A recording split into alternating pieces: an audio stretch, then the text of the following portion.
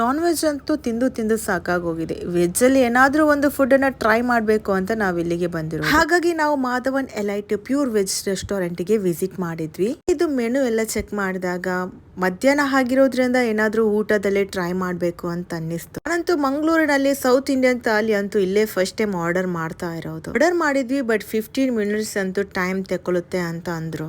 Food table ಮೇಲೆ ಬರೋ ತನಕ ಹೋಟೆಲ್ ನ ಸುತ್ತ ಎಲ್ಲ ನೋಡೋಣ ಅಂತ ಅನ್ನಿಸ್ತು. ಕಡು ಬಿಸಿಲಿನಲ್ಲಿ ನಾವು ಹೊರಗಡೆ ಅಂತೂ ಬಂದಾಗ ವಾವ್, ನೋಡೋಕಂತೂ ಸ್ವಿಮ್ಮಿಂಗ್ ಏರಿಯಾ. ಮಧ್ಯಾಹ್ನದ ಹೊತ್ತು ಕಡು ಬಿಸಿಲು ಆಗಿರೋದ್ರಿಂದ ತುಂಬಾನೇ ಹೀಟ್ ಇತ್ತು. ಈವ್ನಿಂಗ್ ಟೈಮ್ ಅಲ್ಲಿ ಬಂದ್ರೆ ಔಟ್ಡೋರ್ ಅಲ್ಲಿ ಕೂತ್ಕೊಂಡು ಫ್ರೆಂಡ್ಸ್ ಫ್ಯಾಮಿಲಿ ಜೊತೆಗೆ ಎಂಜಾಯ್ ಮಾಡಬಹುದು. ಸ್ಲೋಲಿ ಕಾಫಿ ಟೀ ಕುಡಿತಾ ಫ್ರೆಂಡ್ಸ್ ಜೊತೆ ಮಾತಾಡ್ತಾ ಇಲ್ಲಿ ಕೂತ್ಕೋಬಹುದು.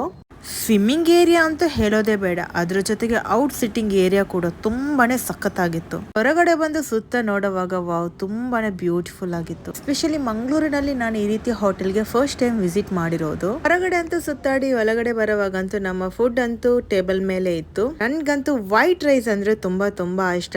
ವೈಟ್ ರೈಸ್ ದಾಲ್ ಅಂಡ್ ವೈಟ್ ರೈಸ್ ಸಾಂಬಾರ್ ಎಲ್ಲ ನಂಗೆ ತುಂಬಾನೇ ಇಷ್ಟ. ಇಲ್ಲಿದು ಸಾಂಬಾರ್ ಕೂಡ ತುಂಬಾನೇ ಚೆನ್ನಾಗಿತ್ತು.